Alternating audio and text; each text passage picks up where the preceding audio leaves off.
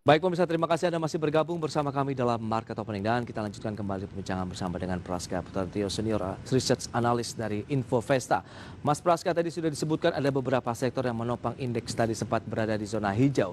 Kita lihat ada CPO, properti dan juga pertambangan. CPO tadi sudah kita ulas, ada LSIP dan AALI yang juga ditradingkan bisa untuk jangka pendek saja. Bagaimana dengan properti? Kaitannya dengan perusahaan-perusahaan IPO kemarin yang baru pun juga rata-rata didominasi oleh sektor properti. Ada PLAN atau plan yang hari ini juga naik di atas 5%.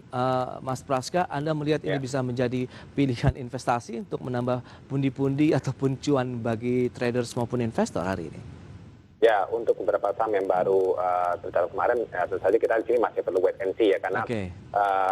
investor kan tentu saja bisa nggak cuma sekedar pada new IPO, kecuali pada saat IPO kemarin beli, Yes. ya itu saya rasa masih tetap menarik, namun di sini sudah memasuki sekitar hari kelima ya kalau tidak salah ya, dan sudah mulai terjadi adanya perlambatan penguatan seperti itu. Jadi ada baiknya mungkin ambil ke wait and see terlebih dahulu ya, atau buy on weakness. Nah, sementara Oke. untuk properti mungkin saya lebih juga melirik pada saham-saham properti yang secara size besar ya, seperti Ciputra atau BSDE, atau mungkin kita bicara saham properti yang berbasis lahan industri di tengah dengan dukungan juga dari pemerintah terkait investasi, menarik ya investasi asing ya untuk Oke. berinvestasi di lahan industri, dan juga kelonggaran untuk kredit properti yang diharapkan bisa mendorong sektor properti.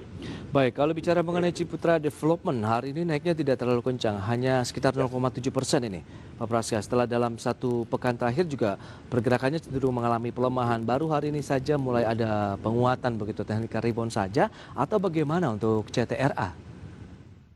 Ya, untuk Ciputra sendiri ini memang secara technical view kita lihat sebenarnya pergerakannya karena sudah menyentuh support ya. Jadi Oke. di level 650-an di sini menjadi level yang menarik untuk kembali dikoreksi secara trend channel pun dia masih tetap bergerak dalam channel bullish channel ya. Oh, Dengan bullish channel ya? target dengan target kita bicara mungkin pendek menengah, dia bisa kembali ke peaknya di level 780 sampai kita bisa 800-an. Jadi menarik untuk bisa dicermati oleh investor. Di samping juga RSI indikatornya juga sudah oversold ya. Baik, itu dia. 650 berarti harus bersabar dulu ya. Kita masuk pada saat ada pelemahan atau bisa riding dengan level-level current price misalnya. Hari ini masih tetap bisa current price kita time to buy ya, dengan maksimum di Oke. 690. Baik, itu dia 690 maksimum untuk masuk di posisi CTRA yang hari ini 685. Sedikit lagi ya kalau kita lihat untuk pergerakan Ya. dari CTRA. Peluangnya sampai dengan 800. BSD bagaimana? Ini juga menjadi salah satu yang Anda lihat bisa memberikan ya paling tidak hal yang menarik untuk investor tentunya. Untuk BSDE kita melihat di sini sebenarnya penguatan kemarin ya, dari pekan ini dalam sepekan kemarin penguatan cukup signifikan dari level support di Oke. kisaran 630 hingga sudah berada di level 770-an seperti itu. Dan Oke. BSDE sini saya sih lebih menyarankan untuk lebih ke buy on weakness ya, dengan kisaran di sini maksud saya untuk terendahnya di 740 dengan maksimum buy level di kisaran 780-an seperti itu, dan kita bisa exit secara short term di 880. Baik, itu juga untuk short term trading saja ya. Itu dia untuk properti, kemudian juga dari CPO. Sektor pertambangan, seberapa menarik? Dan juga apakah ini karena sama-sama dari komoditas seperti halnya CPO begitu, lebih juga karena didorong harga komoditasnya nih Mas Praska? Ya, untuk pertambangan ya, Ya. ini kan kita bicara memang dalam 3 bulan terakhir semua pertambangan logam dan juga energi mengalami penguatan. Namun yang Oke. akhir-akhir ini mengalami penguatan adalah lebih ke batu bara ya, karena potensi kembali permintaan dari Tiongkok dan juga masalah supply ya, dari yang potensi agak berkurang seperti itu. Dan emiten logam menurut saya seperti nikel ya, ini masih tetap menarik untuk dikoleksi. Oke. Namun lebih ke menurut saya buy on weakness ya, karena tren penguatan dalam kurang lebih hampir 3 bulan terakhir cukup kencang sekali seperti itu. Kaitannya untuk emitennya NIKL begitu maksudnya Mas Praska? Ya, lebih ke Inco dan Antam Oh, ya, tapi Ins saya lebih berarti ya? prefer saya lebih prefer kepada Antam di mana Antam, kemudian Inco, terus ya hanya dua itu. oh Seperti, hanya dua saja? ya, Oke, terkait dengan Antam dan komoditas nikel. Inco. Baik, kita ulas satu persatu. Antam dulu nih. Kenapa Antam Anda jagokan?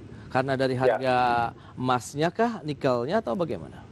Ya, untuk Antam sendiri memang ditopang oleh dari satu harga harga nikelnya dan juga kedua harga emas ya, meskipun emas tidak tentu saja tidak terlalu mendominasi, namun tetap Ya. penguatan dari sisi harga nikel ini mendukung perbaikan juga kinerja, di mana Q2 ini Antam mengalami penguatan ya, Q2 Oke. berbalik dari Q1 yang negatif, dan ini saya rasa cukup menarik juga di samping secara tren harga. Antam ini mulai sudah agak sedikit terkoreksi, terdiskon, jadi investor bisa memanfaatkan short term trading ya di tengah tren harga yang tampaknya ini masih terbentuk mendekati support dari bullish channel seperti di kisaran 770 sampai maksimum di 790-an. Nah, dengan target exit kita short term saja di 850. Baik, itu dia hal yang menarik untuk dicermati ya terkait dengan posisi aneka tambang. Masih ada Inco dan beberapa lainnya. Kita akan bahas di segmen berikutnya, Mas Praska. Kita masih ada satu segmen untuk membahas bagaimana dengan beberapa juga emiten yang Anda rekomendasikan ya. Ya. Baik, pemirsa, kami akan segera kembali usai jeda berikut ini.